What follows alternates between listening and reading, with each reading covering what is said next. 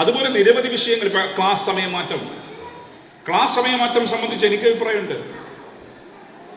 Gulf രാഷ്ട്രങ്ങളിൽ രാവിലെ 8 മണിക്ക് school, ഇവിടെ എത്തുമേ അതൊന്നും പറ്റൂല, 10 മണിക്കേ പറ്റൂ. അവിടെ മദ്രസ ഉടനെയില്ലേ? അവിടെ മദ്രസ ഉടനുണ്ട്, പ്രശ്നമില്ല.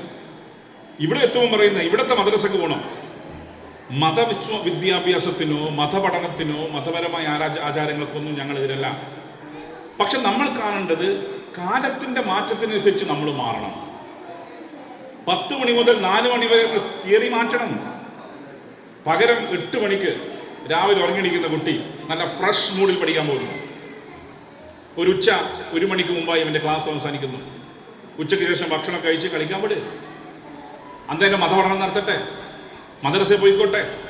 അല്ലാതെ 10 മണി മാത്രമേ പറ്റൂ എന്ന രീതിയിലേക്ക് വാശി പിടിക്കുന്ന രീതിയെക്കുറിച്ച് മതപണ്ഡിതന്മാരും പുനർവിചിന്തനത്തിന് വിധേയമാവണമെന്ന് അഭിപ്രായം എനിക്കുള്ളത്. അത് ഇപ്പം ഞാൻ പറഞ്ഞിട്ടുണ്ട്. ഞാൻ മുമ്പ് അഭിപ്രായം പറഞ്ഞു.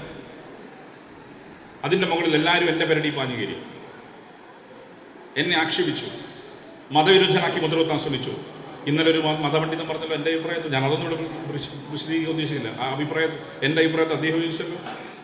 അതുപോലെ ഇവിടെ ഇപ്പം ഞാൻ പറയുന്നു, സ്കൂളിലെ പഠന സമയം, ക്ലാസ് സമയം, ഈ 10 മണി മുതൽ 4 മണി വരെ എന്ന സമയത്തെക്കുറിച്ചുള്ള മാറ്റത്തിന് സജീവമായ ചർച്ചയ്ക്ക് കേരളം വിധേയമാകണം.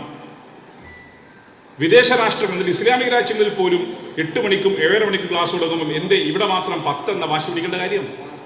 അത് ചർച്ചയ്ക്ക് വിധേയമാക്കണമെന്ന് അഭിപ്രായക്കാരനാണ് ഞാൻ.